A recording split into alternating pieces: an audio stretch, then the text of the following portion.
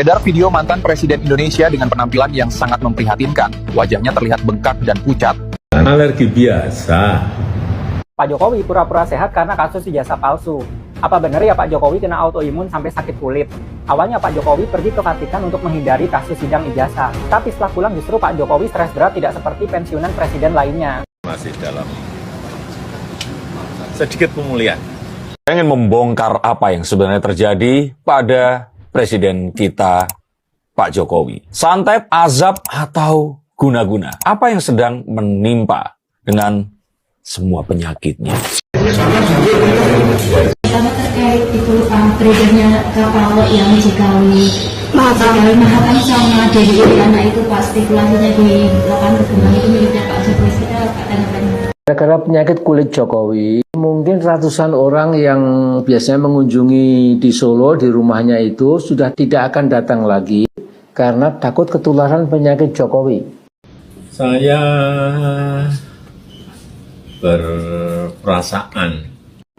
Jokowi pernah berkata pada media yang mengangkat nama beliau, "Jika saya berbuat curang, Allah akan mengazab saya beserta para pendukung saya."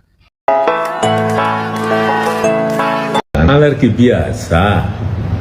Sebenarnya sejak lengser ya, sejak 20 Oktober 2025 memang kelihatan sekali bertambah tua dengan signifikan ya. Jadi memang ada penurunan elastisitas kulit dan ini dipicu, diprovokasi oleh stres. Informasi mantan Presiden Joko Widodo kritis masuk rumah sakit. Ini informasi banyak sekali beredar di WhatsApp grup karena memang beberapa minggu ini Pak Jokowi terlihat sakit. Alergi biasa. Jadi terbongkar ya guys, biang busuk selama ini. Kalian dengarkan baik-baik ini ya. Pak Jokowi pura-pura sehat karena kasus ijazah palsu. Apa benar ya Pak Jokowi kena autoimun sampai sakit kulit? Awalnya Pak Jokowi pergi ke Vatikan untuk menghindari kasus sidang ijazah. Tapi setelah pulang justru Pak Jokowi stres berat tidak seperti pensiunan presiden lainnya. Bahkan kata Dr. Tifa, alat yang terpasang di perut Pak Jokowi itu CAPD. Alat ini biasanya digunakan untuk cuci darah akibat gagal ginjal atau autoimun. Autoimun. Nah itu mungkin dokter yang lebih detail menjelaskan. Meskipun Dr. Tifa tidak bermaksud menjadi musuh Pak Jokowi, dia sebagai dokter khawatir dengan kondisi Pak Jokowi. Akhirnya saat ulang tahun Pak Jokowi mengundang para pendukungnya minta untuk didoakan. Meskipun Pak Jokowi menolak foto karena sakit kulit, Pak Jokowi memberikan bansos secara jor-joran. Anehnya Pak Jokowi saat ditanya mau berobat kemana, kok bawa koper banyak seperti mau minggat, dia bilang mau antar cucu liburan ke Bali. Kalau menurut kalian Pak Jokowi kena azab atau alergi? Aku suka membongkar kehidupan Pak Jokowi, follow untuk kisah Jokowi lainnya. Saya ingin membongkar apa yang sebenarnya terjadi pada presiden kita, Pak Jokowi. Santet, azab, atau guna-guna. Apa yang sedang menimpa dengan semua penyakitnya? Saya ingin katakan bahwa sakitnya itu nyata. Karena ada orang yang berteori bahwa sakitnya ini itu dibuat-buat atau di staging atau direkayasa. Maka saya ingin katakan bahwa sakitnya beliau ini sakit yang nyata. Saya merasakan itu dan memang itu yang terjadi. Kalau dibilang penyebabnya apa secara pengetahuan, kalau saya menyangkal apa yang tadi dikatakan, saya harus bisa membuktikan sebaliknya.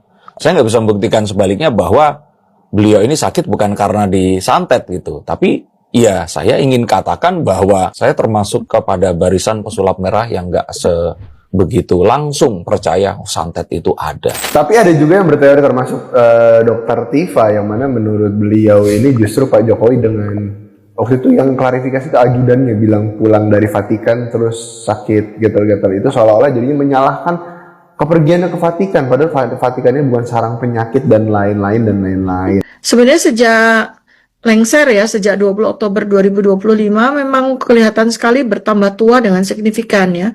Jadi memang ada penurunan elastisitas kulit dan ini dipicu, diprovokasi oleh stres. Jokowi pernah berkata pada media yang mengangkat nama beliau, "Jika saya berbuat curang, Allah akan mengazab saya beserta para pendukung saya." Ya. Jadi kalau ini benar, pernah diperbuat, kalian yang mendukung tinggal nunggu giliran aja.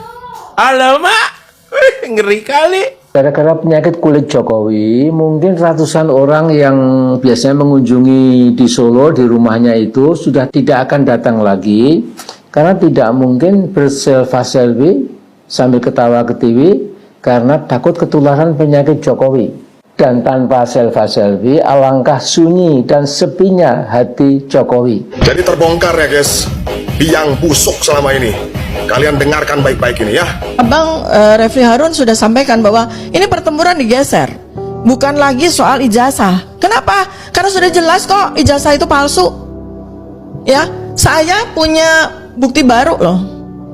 Saya mendapatkan satu tumpuk dokumen fresh ya dari seseorang insinyur lulusan Fakultas Kehutanan UGM. Lulus tahun 1985, wisuda tahun 1985. Oke. Saya terperanjat. Kenapa? Ijazahnya begitu indah.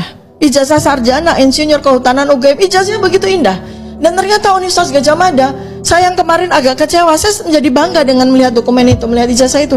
Karena ijazah itu selain indah, ternyata UGM itu betul-betul mempersiapkan bagaimana supaya ijazah itu tidak dipalsukan. Dan terus terang ijazah itu sangat berbeda dengan yang kita lihat di internet selama ini. Ya, nah saya hari ini mendapatkan lagi spesimen fresh, ya, bahwa ternyata UGM itu di kurun waktu antara sekitar tahun 80 sampai 85 itu ternyata kan mengeluarkan 2 ijazah. Ternyata mengeluarkan 2 ijazah loh, ya. Ini saya baru dapat spesimen fresh bahwa ternyata dalam kurun waktu 1980 sampai 1985 dan mungkin lebih ya, itu di antara kurun waktu itulah yang kata orang itu dia mengklaim dia mahasiswa ya dan lulus tahun 85. Ternyata UGM itu mengeluarkan 2 ijazah. 2 jenis ijazah. 2 jenis ijazah. Satu sarjana. Satu sarjana, satu lagi sarjana muda. Nah, ini ya.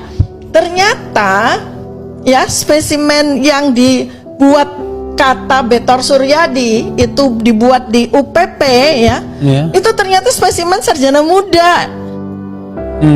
Dan yang relatif mudah dipalsukan karena ada, saya lihat oh ternyata UGM betul-betul menggunakan layer-layer untuk ijazah sarjananya yang sulit sekali untuk dipalsukan ya. Karena itu apa namanya, metode atau teknologi atau teknik pembuatan ijazah itu saya gunakan pada buku-buku saya. Jadi buku-buku saya kan saya sudah menerbitkan 4 buku ya. Itu saya juga menggunakan teknik gitu supaya tidak bisa dipalsukan. Jadi ada teknik-teknik apa namanya pencetakan tertentu. Itu yang hanya orang yang tahu saja. Tekniknya tuh 4 layer ya. Dok, di tengah-tengahnya itu ada emboss. Nah, emboss itu kunci, dia tidak bisa dipalsukan. Oke dok, satu hal ya. Ini untuk memastikan saja. Pada tahun 85 itu kalau tidak salah ada 2 wisuda. Oh, 3. Kalau ada 3 wisuda ya. 3 wisuda tahun 85. Apakah 3 wisuda itu sama semua ijazah kehutanannya? Oh, tentu saja sama. Jadi spesimen dari kertasnya itu sama, nggak mungkin. Makanya saya impress gitu loh. Ini ijazah sarjana itu indah sekali dan sangat multi layer ya. Jadi ada emboss yang itu nggak mungkin dipalsukan. Ya, karena itu pakai mesin yang sangat mahal. Itu embossnya letaknya di tengah, di tengah-tengah kertas. Di tengah-tengah kertas ya, itu pakai teknik khusus itu gitu. Terus ada macam-macam lah, ada guratan kertas-kertas di dalam. Itu yang nggak mungkin ijazah itu dipalsukan. Sehingga menghasilkan sebuah ijazah yang sangat indah, sangat agung gitu loh, dan sangat sulit dipalsukan. Tapi kalau sarjana mudanya, nah ini hari ini saya dapat. Ini ada suami istri yang dengan murah hati mengirimkan kepada saya ijazah mereka. Fotokopi tentunya ya? Enggak, ijazah asli. Asli. Dengan kata-kata tolong balikin, enggak? Ya, beliau mungkin ingin sekali membantu saya untuk menegakkan kebenaran. Sampai yang asli dikirimkan. Ya, sudah saya terima hari ini.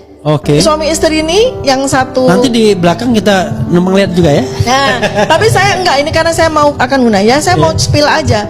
Satu sarjana muda. Nah ini saya melihat, oh ini dia. Orang-orang yang mohon maaf ya, punya kecerdasan, punya wawasan dan segala macam tuh dia tidak berpikir ke situ. Saya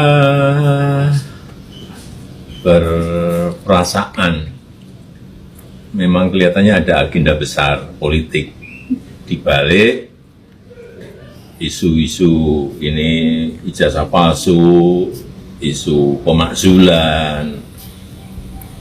Ini perasaan politik saya mengatakan ada agenda besar politik untuk menurunkan reputasi politik, untuk mendowngrade yang ya buat saya biasa-biasa aja. Termasuk isu yang untuk pemakzulan Mas Termasuk Gibran? itu, jadi jasa palsu, pemakzulan Mas Wapres, saya kira ada agenda besar politik dan biasa. Yang lain, tanggapan soal Mas Wapres di